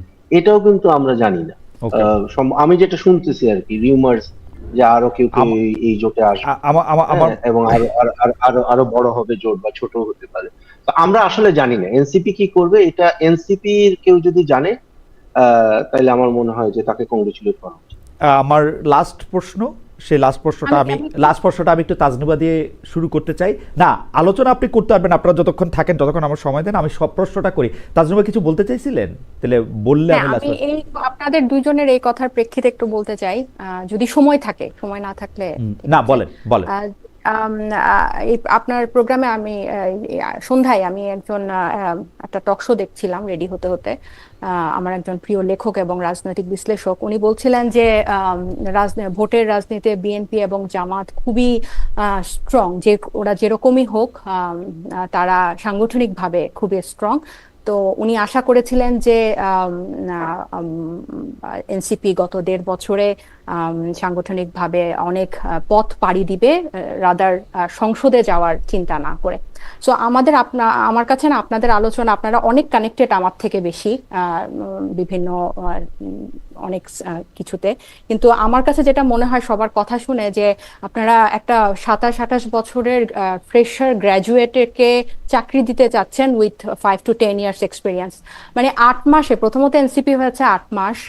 আমরা যতবারই বলি যে আমাদের একটা দীর্ঘমেয়াদী পরিকল্পনা আছে, আমরা একটা রাজনীতির আলাদা একটা ভরকেন্দ্র হতে চাই, আমাদের আহ্বায়ক সাহেবও বলেছেন যে আগামী 10 বছরের মধ্যে আমি এই দলকে সরকার গঠনের পর্যায়ে নিয়ে যেতে চাই, তারপরও কেন জানি আপনারা আপনাদের আশা হতাশা সবকিছু এরকম, যে একটা গণ অভ্যুত্থান হয়েছে, কয়েকটা ছেলে মেয়ে ফেরেশতা হয়ে গেছে, একটা বেহেশতের মতো একটা জায়গায় আমরা রাজনীতি করতে আসছি, এবং এখানে কোনো মত দ্বিমত থাকতে পারে না, যেটা সঠিক আমরা ঠিক সেটাই করব, এখানে কোনো কিছু নেতিবাচক হতে পারে না, তারা কোনো ভুল করতে পারে না, তাদের অভিজ্ঞতা নাই, কিন্তু তাদের সব সিদ্ধান্ত হতে হবে একদম পাক্কা খেলোয়াড়ের মতো, তাদের সব কথা হতে হবে, তাদেরকে পুরনোর মতো হওয়াই যাবে না। তাসনিমের কথা শুনে আপনার এগুলি আমি মনে হলো? এতটুকু আপনাদেরকে একটু শেষ করি খালেদ ভাই। মনে হলো না, আপনাদের দুজনের আলোচনায় আমার কথা শুনে মনে হলো, মানে আমার আর তাসনিমের কথা শুনে আপনার মনে হলো অনেক হতাশা ছিল।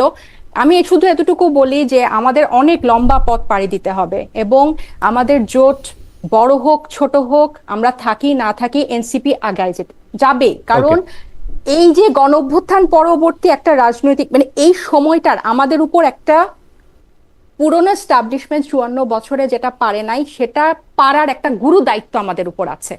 আমরা এখনো যদি মানে সেটা আপনারা হয়তো অনেকভাবে কানেক্টেড দেখে আপনারা সেটা হয়তো কনভিন্স না, কিন্তু আমরা যারা দলের ভিতরে আছি আমরা এটাতে কনভিন্স যে আর যারা পুরনো আছে তাদের মতো হয়ে যাওয়ার জন্য এনসিপির জন্ম হয় নাই। তো এই কথাটা আমি আপনার প্রোগ্রামে এর আগেও অনেকবার বলেছি, কিন্তু তারপরও এই কথাগুলো আমার মনে হয় যে এই কথাগুলি আমরা অনেকবার শুনছি, আপনারা নিজেরা একটু শুনেন আপনাদের কথাগুলি, তাহলে সুবিধা হবে। হাওয়েভার, আমি একটু লাস্ট প্রশ্নটা করি, যে কারণ আপনারা যেগুলি বলেন আমি তাসনিমের সাথে অতটা মানে করে আমি বলতে চাই না যে সকালে এক কথা বিকেলে এক কথা। আমার খালি একটাই অনুরোধ, আপনি এখন যে কথাগুলি বললেন, আমার এক বন্ধু বলছেন যে আপনি ঠিক কথা বলতেছেন, আমার কাছে মনে হয় আপনাদের কথাগুলি আপনারাও নিশ্চয়ই শুনবেন, আমরা তো শুনবই, আমরা শুনছি, আরও শুনবো, কিন্তু আপনারাও শুনেন। আমার লাস্ট প্রশ্নটা আমি করি, 90-এর পর থেকে জাতীয় পার্টি যতবার ভেঙেছে সেখানে সামরিক গোয়েন্দা ডিজিএফআইয়ের একটা প্রভাব রেখে এসেছে। এখন আমরা আবার আনিসুল ইসলাম মাহমুদ, আনোয়ার হোসেন মঞ্জুর নেতৃত্বে নতুন জোটের আত্মপ্রকাশ দেখলাম, তাদের সাম্প্রতিক রাজনৈতিক ক্যান্টনমেন্ট দ্বারা নিয়ন্ত্রিত হচ্ছে বলে অভিযোগ রয়েছে। সামরিক গোয়েন্দা ডিজিএফআই ক্যান্টনমেন্ট মুক্ত হবে, নতুন রাজনৈতিক বন্দোবস্ত, সেই আকাঙ্ক্ষা কি বিলীন হয়ে গেছে কিনা, এটা আসলে হিসাবে তাসনিমকে আগে করতে হইতো, প্রশ্নটা পরে তাজনুবাকে। আমি কি এইভাবেই করব? তাসনিমকে আগে একটু বলবেন, কারণ মানে যেটা কানেক্টেড বলছিলেন ডক্টর জাবিন, সেটা বোধহয় তাসনিমের সাথেই বেশি কানেকশন সবার, সেই জন্য আমরা একটু বলি যে এইটা কি আসলে সামরিক গোয়েন্দা ডিজিএফআই এর একটা প্রভাব? আপনারা তো হাইলি কানেক্টেড। না, আই এম নট কানেক্টেড, আমি লাইক ইনফর্মড যে ইয়া হ্যাঁ। আপনি খালেদ ভাই কি কারো কোটেশন দিচ্ছেন জাতীয় পার্টিকে নিয়ে? না, এটা আমার আমার আমার পর্যবেক্ষণ। জাতীয় পার্টি যতবার ভাঙছে ততবার নাম পড়ছে সামরিক গোয়েন্দা ডিজিএফআই, মানে এটা নামটা যে পড়ছে এইটা আবার পরে জাতীয় পার্টির নেতারা আবার বিভিন্নভাবে বলছেন। মানে আমি তো জাতীয় পার্টিকে খেয়াল করি, মানে এরশাদ সাহেবের জাতীয় পার্টি থেকে আনোয়ার হোসেন মঞ্জুর জাতীয় পার্টি, তো নাজির রহমান মঞ্জুরের জাতীয় পার্টি, তো যে একজন ছিলেন মতিন সাহেব তার জাতীয় পার্টি, মানে তো সেই হিসাবে আমি বলতেছি আর কি, ততবার এইটার সামনে আসে আর কি এই কথাগুলা।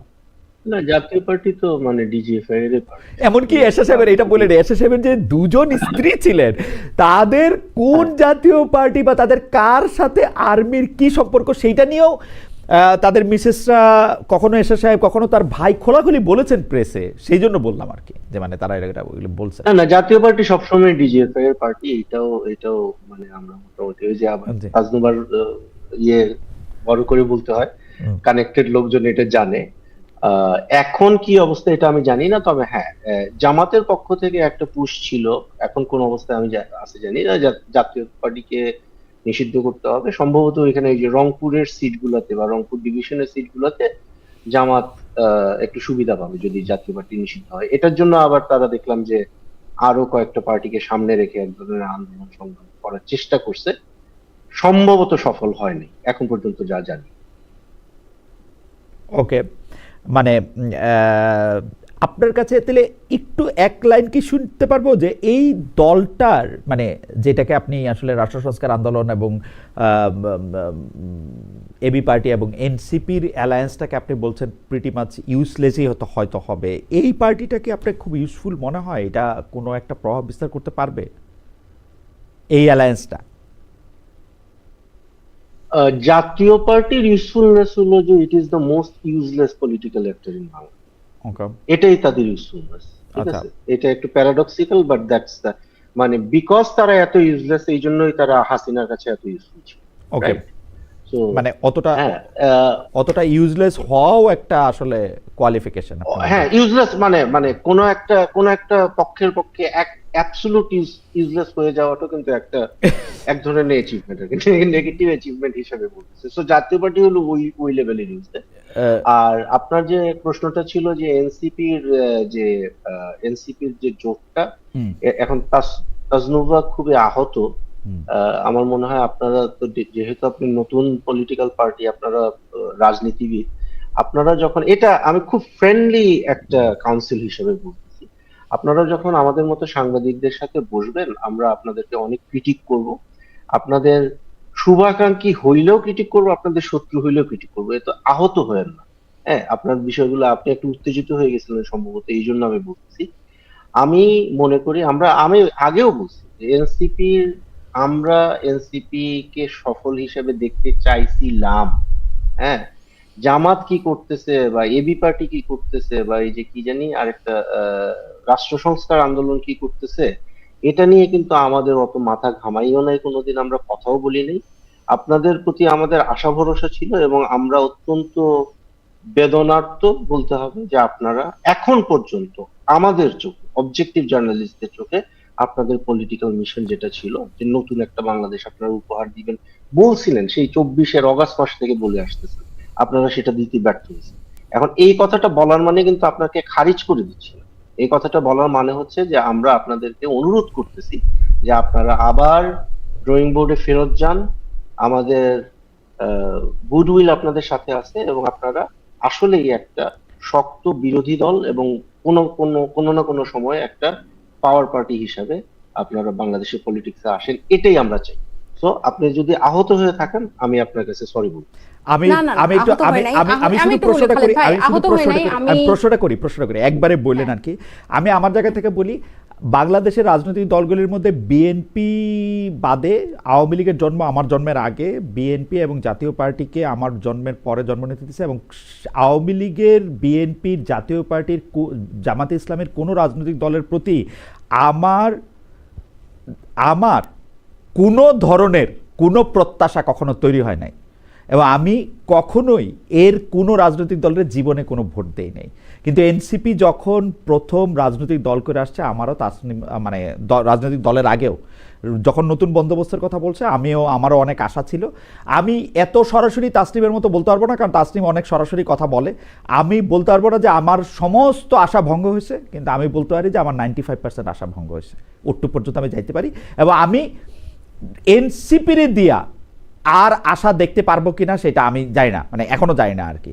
তাজরুবা যদি প্রশ্নের এই কথারও জবাব দেন, আর প্রশ্নের আর আহত না হওয়ার ক্ষেত্রে তাসনিম সরি বলছেন, আমি আরও 10 বার সরি বলতে রাজি আছি। আপনারা আমার খুবই প্রিয়, আপনারা কখনো কোনো কারণে আমার আচরণে দুঃখ কষ্ট পাইলে আপনারা মাফ করে দিন। 10 বার 15 বার 20 বার মাফ চাইতে আমি রাজি আছি। প্রশ্নটা করি, সেইটা হচ্ছে জাতীয় পার্টির নেতৃত্বে যে দল গঠিত হয়েছে, জোট গঠিত হয়েছে, সেইটারে আপনারা রাজনীতিতে গুরুত্বপূর্ণ মনে করেন কিনা? জি তাজনুবা। আচ্ছা, আপনারা দুজনই যেভাবে মাফ চাইছেন, মানে আমি থ্যাংক ইউ দিই দলের পক্ষ থেকে যে আপনার 5% আছে, আর তাসনিম ভাইয়ের এখনো গুডউইল আছে আমাদের সাথে। সো সব মানে জুলাইও সব আশা যেখানে শেষ হয়ে গিয়েছিল, এরপর থেকেই আসলে আমাদের শুরু। আমি এতটুকু দৃঢ়ভাবে বিশ্বাস করি এনসিপি বাংলাদেশের ভবিষ্যৎ, সেটা ব্যর্থতার মধ্যে দিয়ে যাক আর যেসব চ্যালেঞ্জের মধ্যে দিয়ে যাক, ওই 5%কে 100% ইনশাল্লাহ আমরা করতে পারবো। যদি করতে পারি, আমরাই করতে পারবো। সেকেন্ড প্রশ্নে আমি আমার উত্তেজিত হব না, আমি একটু আপত্তি জানাই। আপনারা যেভাবে দুইটা জোটকে তুলনা করছেন, যে এই জোট ইউজফুল না ওই জোট ইউজফুল, জাতীয় পার্টির রিলেটেড কোনো জোট বা জাতীয় পার্টির সাথে কিন্তু জুলাই গণ অভ্যুত্থানে এইভাবে ফ্যাসিবাদের বিরুদ্ধে এরকম মানে বোল্ডলি অংশ নেওয়া 3টা দলের জোটের কোনো তুলনা হয় না। জাতীয় পার্টি তো মানে সিনোনিম অফ দ্যাট ফ্যাসিস্ট। এখানে তো এই জোটের সাথে এটার কোনো তুলনাই হয় না। এদের রাজনীতি করার অধিকার আছে কিনা, এরা শুধু গৃহপালিত না, এটা মোর দ্যান দ্যাট। এবং আপনারা হয়তো এটাকে আলোচনায় তাদেরকে রাখবেন, কিন্তু বাংলাদেশের মানুষ ইতিহাস তাদেরকে মনে রাখবে যে তারা ফ্যাসিস্টের আওয়ামী লীগের একদম সবচেয়ে ক্লোজ সহযোগী ছিল, এবং তাদের মধ্যে থেকে বিরোধী দল রেখে তারা মন্ত্রী প্রতিমন্ত্রীও হয়েছে। সো এখন এরকম একটা রাজনৈতিক দলের, অন্যান্য বড় বড় রাজনৈতিক দলের দেখছি যে তাদের ব্যাপারে বোল্ডলি বলতে, ডিসিশন নিতে অনেক আনকমফোর্টেবল, অনেক হেজিটেশন আছে। আমাদের কোনো হেজিটেশন নাই। আপনারা কিভাবে এই 3টা জোটের সাথে, তারা কি জোট করছে না করছে তার সাথে আপনারা গণঅভ্যুত্থান পরবর্তী 3টা রাজনৈতিক দলের জোটের তুলনা করেন, এটা আমার কাছে খুবই আপত্তিকর লাগলো। যে এটা ইউজফুল না ওটা ইউজফুল, আপনাদের আমিও আপনাদেরকে আহত করতে চাই না, কিন্তু এই তুলনাটা খুবই আমার মনে হয় আপনি জোর করে যে ব্যাপার, আমার মনে হয় ব্যাপারটা জোর করে তুলনার কাছে নিয়ে আসলেন। আপনি একটু যাবেন, আমরা দুইটা আলাদা প্রশ্ন, দুইটা আলাদা কথা বলছিলাম। ওরকম ছিল, কাছাকাছি ছিল। আমি একেবারেই কাছাকাছি ছিল না, আপনি একদমই ভুল বুঝছেন। আবার একটু দেখেন ভাবে যে ওই 3টা আমার মনে হয় যে এটা আপনার প্রতি, আপনার মনে হয় যে আপনার এটা কষ্ট কল্পনা যাবেন, আমার মনে হয় যে আপনার এটা কষ্ট কল্পনা, এটাকে মনে করছেন কিনা না আপনার এটা কষ্ট কল্পনা। কারণ হচ্ছে যে আমি কষ্ট কল্পনা না, এই দুইটা দলের বা জোটের কোনো তুলনা করাও হয় নাই, দেওয়া হয় নাই। আমি প্রশ্নটা করছিলাম শব্দ ধরে, শব্দ ওই না, কিন্তু আবার বোঝেন একটা ইউজলেস শব্দ ব্যবহার করছেন তাসনিম খলিল, যে এইটা একটা প্রিটি ইউজলেস হবে। আমি বলছি ওইটা ইউজলেস হবে, এটা আপনি বলছেন। এই জোটটা সম্পর্কে আপনি কি মনে করেন? এটাতে শব্দ নিয়ে তুলনা, এটা নিয়ে দলগুলি নিয়ে তুলনা না, কিন্তু দুইটা প্রশ্ন আলাদা। দুইটা প্রশ্নের মধ্যে আরো অনেকগুলি কথা হয়েছে, তারপরে এটা আপনি বলছেন। আপনি যখন এটা বলেন তখন হচ্ছে কি, আমি আপনাকে একটা কথা বলি, আমি আপনাকে একটা কথা বলি, হ্যাঁ আমি আপনাকে একটা কথা বলি, আমি আপনাকে একটা কথা বলি। এটা আসলে ব্যক্তিগত ব্যাপারগুলি বলা উচিত না। আমাদের এখানে কি হয়, আমাদের এখানে কি হয়, আমাদের এখানে এত বড় টক শো দেখার ধৈর্য কারো নাই। সুতরাং একটু জায়গা কাট করা হয়, একটু জায়গায় কাট করে একটু জায়গাগুলি দেওয়া হয়, যেটা প্রিটি ডেঞ্জারাস। কয়েকদিন আগে ঢাকা ইউনিভার্সিটিতে আমি 3.5 ঘন্টা বক্তৃতা দিচ্ছি, 3.5 ঘন্টা। তার মধ্যে 20 সেকেন্ডের একটা বক্তব্য নিয়ে আপনারা অনলাইন এবিউজ করেন না তো? আপনারা অনলাইন এবিউজ করছেন আপনাদের নেতারাই সবচেয়ে বেশি। এটা আমি বলতে চাইছিলাম না, ছোট একটা জায়গা ধরে সবচেয়ে বেশি আপনারা এমনভাবে কথা বলছেন, যেটাতে হচ্ছে যে মাপ চাওয়া, তো ভাই মাপ চাওয়া, আপনি খুশি না? মাপ চাইছি আরো 50 বার আপনার কাছে মাপও চাই, দোয়াও চাই ভাই। আপনাদের থেকে মাপ চাওয়া ছাড়া তো উপায় নাই, আপনাদের থেকে মাপই চাইতে হবে। এটা পারত আমরা, না আমাদের না মাপ খালেদ চাইতে হবে ভাই, না। আপনি আপনি না এটা না না, আমরা এটা মাপ একটা চাইতে হবে। এবং আপনাদের নেতারা আমরা কি কিন্তু বলছে, এখানে কোনো আপনাদের মানে নেতারা কি পার্সোনাল বলছে, শোতে আপনি নাই কি আর কি। বলছেন, না, ওর টেকিং ওর ব্যাক। কাছে এত মাপ চাইতে, শোনেন শোনেন, ওর কাছে এত মাপ সেটাই চাইতে হবে না। ওরা ওরা সেটাই ভালো মানুষ। ওরা ওর যদি না, তাজনুভা জামিন যদি ইসলামী ছাত্রী সংস্থা টাইপের কোনো সংগঠনের কেউ হইতো, তাইলে you should have been more careful.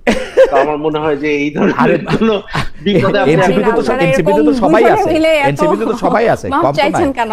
কম তো নাই, সবাই গিল্টি আছে, ফিলিং থেকে সবাই আছে, কম নাই। আচ্ছা যাই হোক, আজকের আলোচনাতে আপনাদের যদি কোনো মানে এমন কোনো বিষয় থাকে যেটা আপনি অ্যাড্রেস করতে চাইছিলেন, অ্যাড্রেস করতে পারেন না, তাহলে একটু যদি বলেন। আমার আর কোনো প্রশ্ন নাই, আমরা অনুষ্ঠানটা শেষ করতে পারি। তাসনিম করলে আপনার কি এমন কোনো বিষয় ছিল যেটা আপনি আসলে টাচ করতে চাইছিলেন, করেন নাই, বা বলতে চাইছিলেন?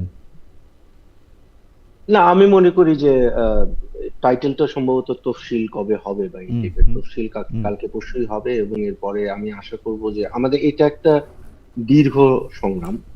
হ্যাঁ, সংস্কার বলি, নতুন বাংলাদেশ বলি, পুরানা বাংলাদেশ বলি, আমাদের এই এই এই সংগ্রামটা, এই স্ট্রাগলটা আমাদের অনেক অনেক বছর ধরে চলে আসছে, যে আমরা একটা গ্রহণযোগ্য ভালো একটা নির্বাচন পাবো, এবং বাংলাদেশের মানুষের যে ভোটাধিকার আগের সরকারের আমলে, রেজিমের হাসিনা শাহীর সময়ে যেটা একেবারে ডাকাতি হয়ে গেছিল, সেটা আমরা ফেরত পাবো। হুম, হুম। আমি এটাকে খুবই পজিটিভলি দেখি, এবং আমি আশা করব যে সবাই ভোট দিতে যাবেন ইভেনচুয়ালি ফেব্রুয়ারিতে যখন ইলেকশন হবে। ওকে, এর আগে নিশ্চয়ই মানে দুই একবার আপনার সাথে আবার আলাপ হবে। নিশ্চয়ই। ডক্টর জাবির, আপনি যদি কোনো কথা বলতে চান। না, আমারও আর আহ, আমিও চাই যে তফসিল তফসিল ঘোষণার পরে হ্যাঁ আমরা ফেব্রুয়ারিতে নির্বাচনে যাব এবং একটা সুষ্ঠু নির্বাচন হবে। জাস্ট একটা কথা যে মানে পরপর তিনটা নির্বাচন অবৈধ হওয়ার পরে এইবার নির্বাচন কমিশনারদেরকে জবাবদিহিতার অধীনে আনার কোনো নিয়ম বা কোনো ব্যবস্থা যদি সরকারের পক্ষ থেকে জানানো হয়, তাহলে আমরা একটু আরো আস্থা পেতাম আর কি। মানে এবারও কিন্তু নির্বাচন কমিশনারদেরকে জবাবদিহিতার অধীনে আনার কোনো তৎপরতা বা কোনো আইন বা কোনো নিয়মের কথা কিন্তু শুনছি না। ওকে, জবাবদিহির কথা বলছেন ডক্টর জাবিন, আশা করছেন। আমার মনে হ্যাঁ তাসনিম খলিল, আমরা আমরা আমরা মনে করি যে নির্বাচনকালীন সময়ে বাংলাদেশের যে প্রতিষ্ঠানগুলির ধ্বংস আগে সরকার করে গেছেন, অর্থাৎ বিচার বিভাগ, নির্বাচন কমিশন, এবং বিশেষ করে বেসরকারি সংস্থাগুলির মধ্যে যেগুলিকে আমি বলি পুলিশ এবং আমলা ছাড়াও সাংবাদিকদের, বিশেষ করে মিডিয়া যদি স্বাধীন থাকে, আমরা একটা ভালো নির্বাচন পাবো। এবং যাদের জবাবদিহি করা দরকার এবং যাদের জবাবদিহি আমরা করতে চাই, তাদের জবাবদিহি আমরা সবসময় করতে পারবো। ডক্টর তাসনিমা জাবিন এবং জনাব তাসনিম খলিল, আপনাদের দুজনকে অনেক ধন্যবাদ। দর্শক নিশ্চয়ই আবার দেখা হবে নতুন কোনো অতিথিদের সঙ্গে। সে পর্যন্ত আপনাদেরকে অনেক অনেক অনেক ধন্যবাদ।